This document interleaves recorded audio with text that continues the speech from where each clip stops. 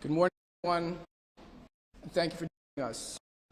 Shlomo and I serve as the Director of Government Affairs for Israel, Illinois. I thank the Rabbi and synagogue for hosting us this morning, and I want to ask you that for security purposes, we ask that you not publicize the name or location of the synagogue if possible. I also want to thank other organizations within the community that have come to join us this morning, notably the Chicago Clinical Council, Anti-Defamation League, the Simon Wiesenthal Center, and Santas, as well as elected officials. Our aldermen make it, the staff here, 50th Alderman Deborah Sullivan's the staff, as well as our board committee. My job as Director of Government Affairs for Good Israel is to represent the interests of the Orthodox Jewish community, including approximately 20,000 community members that live in this area. We're a marginalized community that is often mischaracterized, misunderstood, and ignored. Jewish people have been plagued with the scourge of anti-Semitism for many years, subject to persecution since memorial. All of us are descendants of immigrants who came to this country to flee persecution and oppression. Many of us, myself included, are children and grandchildren of survivors who came to these shores hoping to rebuild their lives here. And we have. We have a beautiful, thriving community that is devoted to our traditions, religious observance, and Torah values. Anti-Semitism, or to be more accurate, Jew hatred, is nothing new. Its global resurgence is deeply alarming. This transpired in our area is particularly frightening. For years, we've been sounding the alarm bells. We said hatred is becoming more prevalent and could lead to violence. And David from the ADL will speak to some of the statistics. We also have said that the Jewish community of the Orthodox Jewish community are most vulnerable to violent attacks. We are easily identifiable as Jews, and because we can't drive on Shabbos, which is the Jewish Sabbath, or on Jewish holidays, we need to live within distance of synagogues. So we are hard to find. The overwhelming majority of Orthodox Jews in this state are concentrated in this area. This past Shabbos, our fears were realized when a member of our community was shot walking to the synagogue. It appears to be an attempted murder motivated by Jew hatred. We are grateful for the brave members of the Chicago Department and emergency first responders who put themselves in harm's way to treat the victim and neutralize the offender. But it is not realistic or fair to expect us to simply shrug off this event as isolated. There are also a lot of legitimate questions surrounding the circumstances that remain unanswered. We understand the importance of being patient while allowing local and federal investigators to do their job. We can do better in sharing relevant information instead of allowing people to do their own conclusions, only serve to increase and anger. Are we disappointed that crime charges weren't filed? Obviously we are. But we also understand the investigation is ongoing and that there can be additional charges tacked on later, which means that we will be watching the state's attorney's office closely as time goes on. There is no room whatsoever for political considerations. While we also understand that the reality and hate crimes aren't easily prosecuted, we expect that every effort is made to prosecute a hate crime for what it is. And lastly, what's also important is to understand is that whether or not this is prosecuted as a hate crime, that is essentially irrelevant. It's an irrelevant technicality in terms of how we are experiencing what transpired. Yes, we experienced an act of violence that strikes at the heart of our communal family. We as a community celebrate joyous occasions together, we burn tragedies together, and we will fight for our safety together as well. That is why we're here today. I'd now like to call up the Executive Director of the Chicago Rabbinical Council, Rabbi Listowski.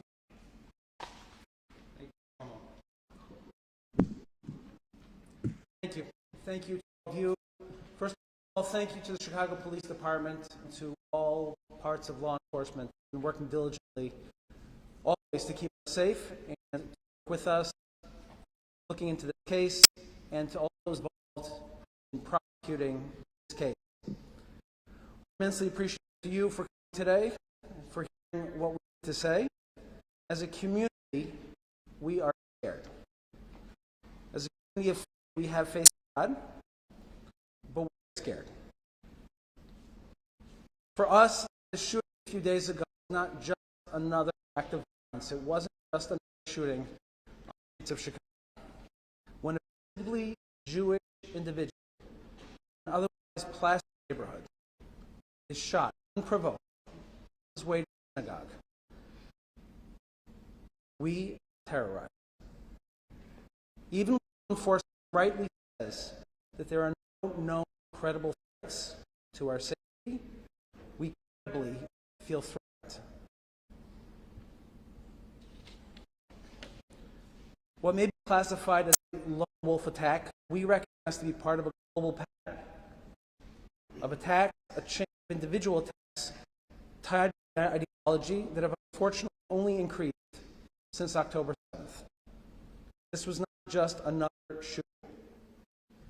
We hear the global calls for attacks on Jews wherever we may be, even here in Chicago. We've been watching closely anti-Semitic attacks proliferate around the world. We are scared. Our community of faith is looking to law enforcement, to the media, to our neighbors, to all people of faith, to come together and not accept anti-Semitic attacks as something we can accept. Help us as a community, help us as your neighbors, and don't let this violence be tolerated. We are scared, have faith, and we thank you for coming out today. Again, we appreciate all the work of the Chicago Police Department and law enforcement, and we look forward to seeing this case prosecuted as it should be.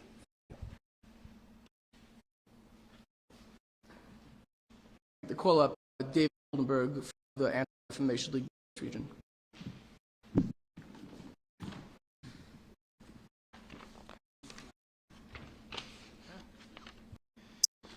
Good morning. My name is David Goldenberg. I'm the Midwest Regional Director of the Defamation League, the A member of Chicago's Orthodox community was shot and injured on Saturday walking to synagogue in West Rogers Park, Chicago's most populous Jewish neighborhood.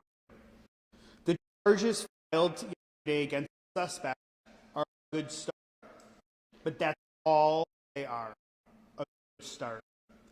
First, as others said, we deeply appreciate the work being done by the Chicago Police Department and other law enforcement agencies participating in the investigation. And we urge in the strongest terms possible CPD and others conduct a thorough investigation into the motive of these heinous crimes and charges added as appropriate. I have been involved in literally dozens of hate crimes investigations over the last few years, and I know that sometimes we need to be patient if we want the charges to stick, even when lived experiences make it seemingly clear and obvious. Second, I urge our own community, regardless of the anger, the fear, the exhaustion, and the aspiration we all feel, myself included, to not use this incident as an excuse to spread hate toward others.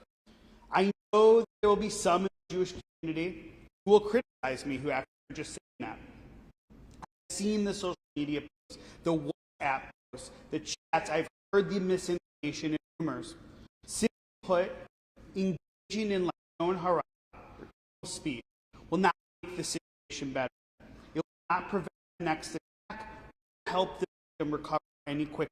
It might feel good, but it will only pour gasoline on an already raging fire. As a Jewish community, we know the impact spreading lies about Jews has had on the safety of our community. We saw it firsthand when CARE's executive director falsely stated that the man who killed young Wadea and attacked his mother was Jewish. Media asked questions. It did the hearsay. We all know that the landlord was in fact not Jewish. Still, the damage is done, and another round of threats ensued. We shouldn't do the same today or ever. And finally, CPD's investigation continues. As CPD's investigation continues, let's be clear. For the Jewish community, it's almost said, Saturday's crime feels like a hate crime regardless of where the investigation lands. Chicago's Jewish community has been rocked, and Saturday's shooting is just the latest our community has been forced to overcome. As some of you reported on, the FBI released earlier this month its most recent data on hate crimes in the United States.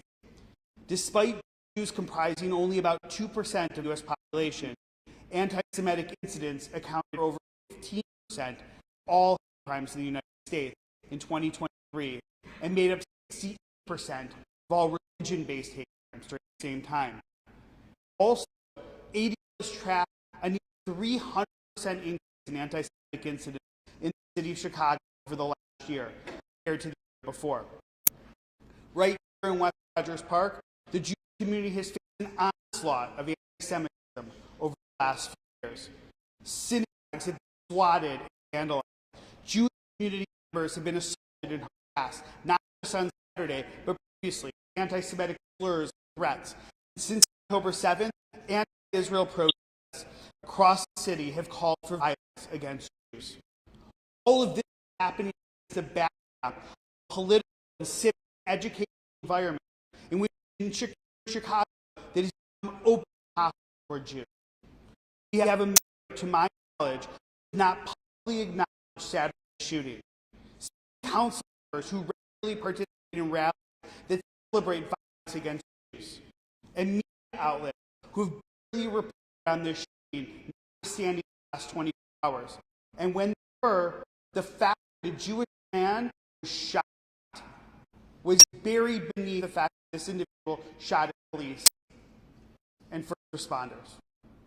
Chicago's Jewish community has experienced significant trauma in recent years, and we know that we are not the only community feeling it. But here in our community, Saturday's shooting of an Orthodox community member walking to ship services was the realization of the worst fear held by men. And that is not okay. Now is the time for leaders from across communities, across our great city, to support the Jewish community. We need it, regardless of what CPD's investigation ultimately uncovers.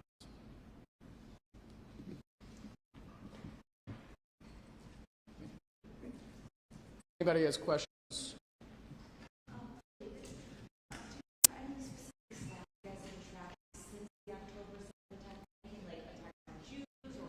Yeah.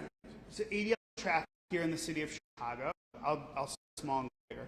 In the city of Chicago, a near 300% increase in anti-Semitic incidents from, it would have been October 1st, October 7th, 2023 to September 30th, 2024, compared to the same time the year before.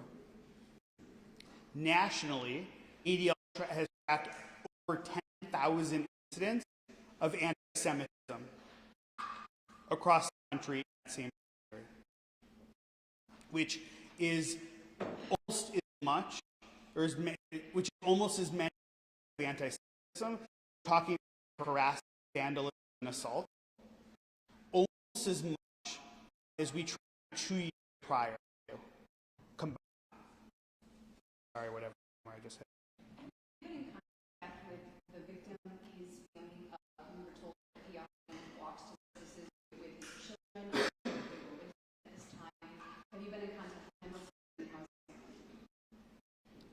I'm in contact with him. He's a friend. I spoke to him yesterday. We communicated a number of times yesterday. Spoke to his family this morning, and he'll be okay by literally a miracle. He's got a road ahead of him, and his family has a road ahead, and really the entire community does as well.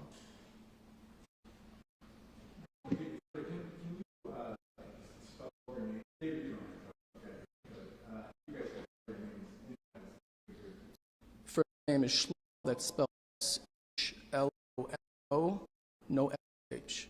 And last name is S-O-R-O-K, and the is Director of Government Affairs for Agudath Israel of Illinois. Agudath is A-U-D-A-T Israel is in the country.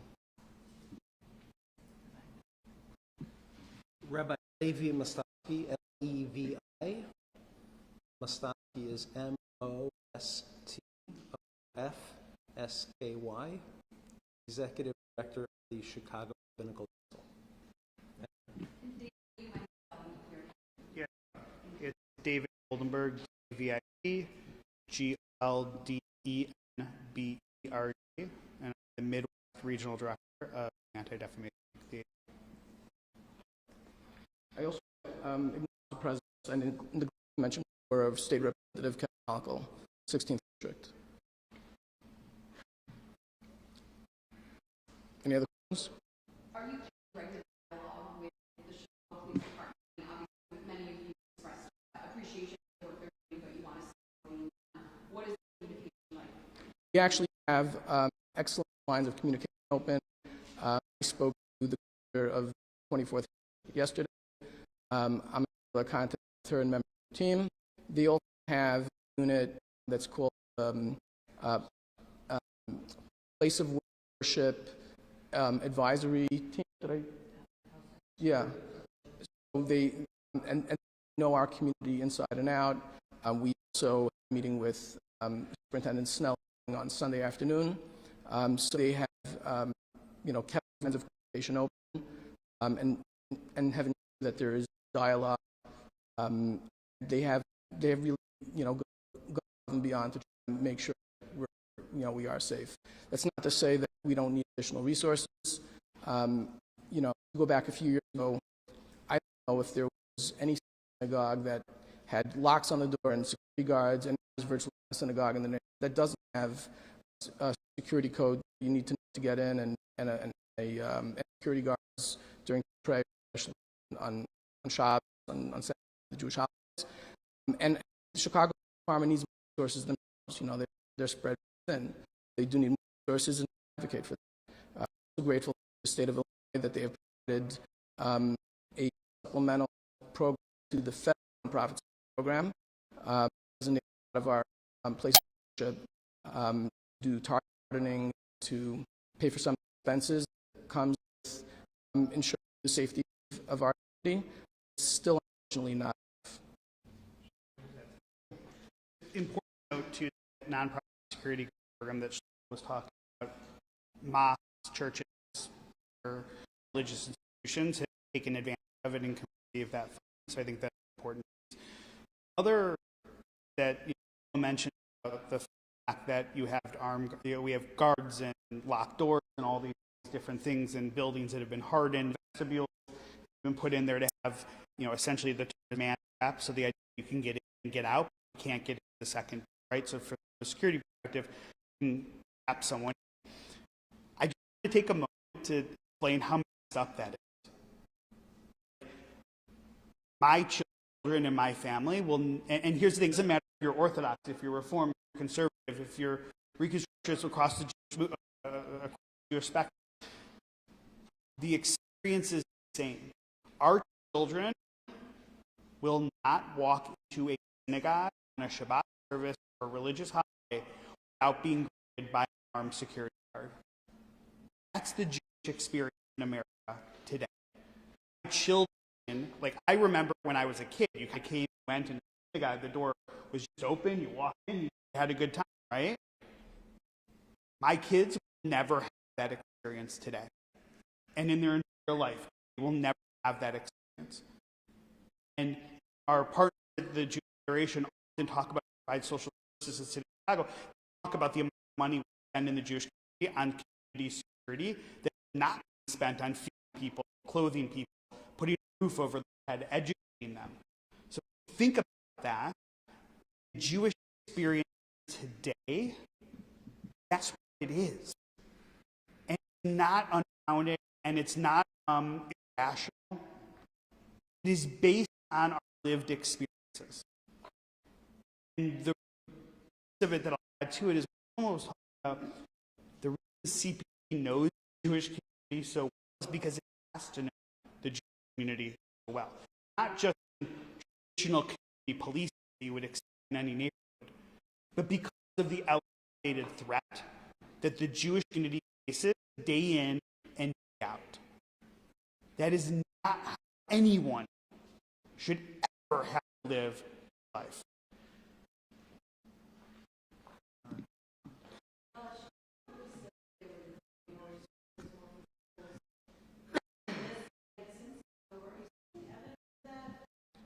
We do. We do see more presence. You know, always want to see more.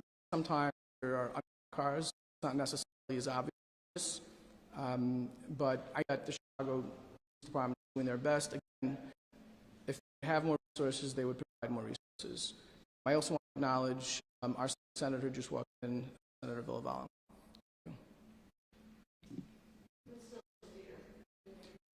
There's visceral fear in the community. Visceral fear. I mean, have somebody who was shot in the back on the way to synagogue. And this was something that we were fearful about before, but now the reality, there's a visceral fear. And nobody should have to walk around in their own neighborhoods with their family on the way to synagogue. I mean, I'll share a detail that has not been reported in the press. The victim of this crime, every single week when he goes to synagogue, he takes his girls with him, little girls. And this week, this particular week, he decided to go by himself, and his girls were on with him. Can you imagine what would have happened if those little girls were with him? Just think about that for a moment. Family, you have brothers, you have sisters, you have children, you have parents. This is where we live, be able to feel safe in our own neighborhoods. And that's not the case right now.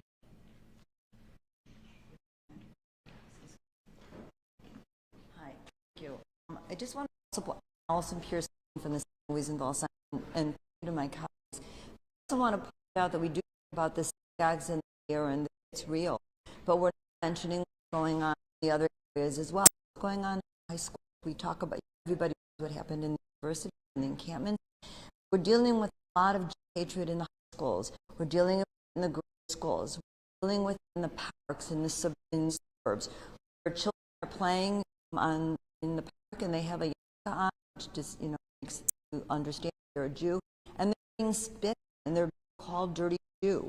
There was a park in a suburb named the suburb where children were playing on the monkey bars, and other students came up to them and said, "You can't come here because this is God and you aren't allowed."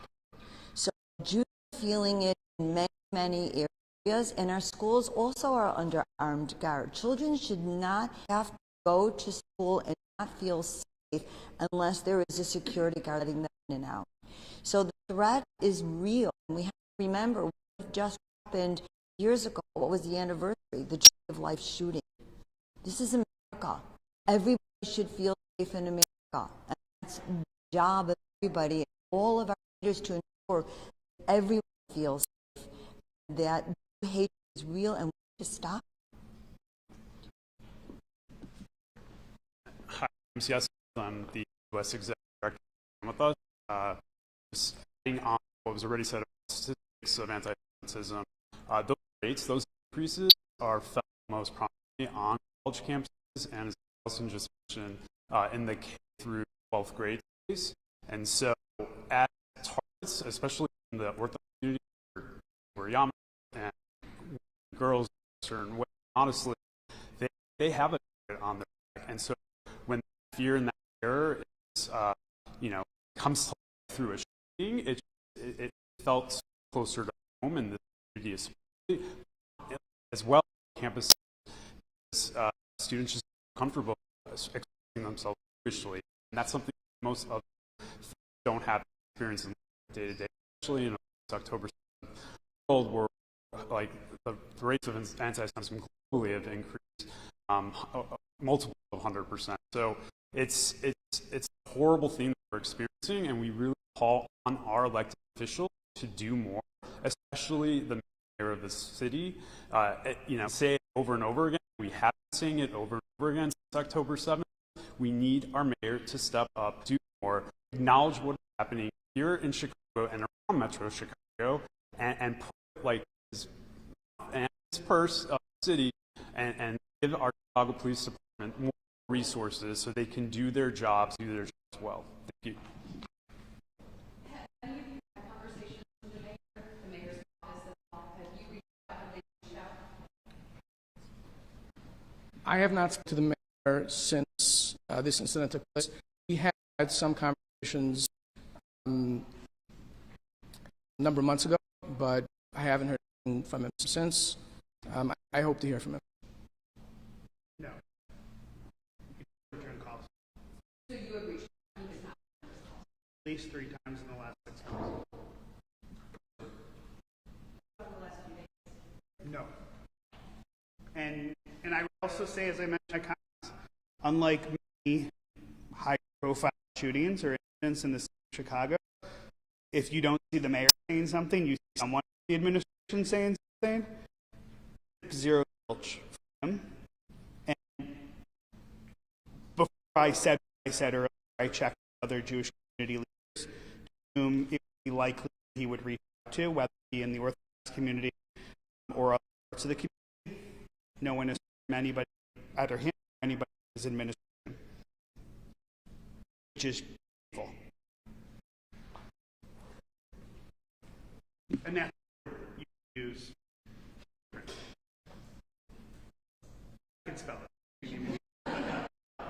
That's a joke now. I just said.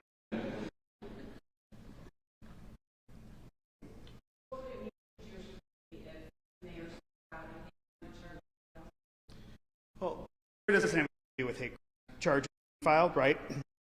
Do their investigation, uncover what they're going to uncover, and then work with the state's attorney. Like, we're concerned about the state's attorney's office in as well, who isn't going to prosecute protesters. Top charges when charges are actually filed in Evanston, for example, against protesters on campus. Like, the mayor doesn't have anything to do with that. If the mayor wanted to send a message to the Jewish community, acknowledging what occurred on last Saturday, reaching community members, would be a good start. I would argue that if you would just do his job and bring the community together and reassure the community that our mayor has our back and is there for us, that would be an amazing thing. But it's not happening.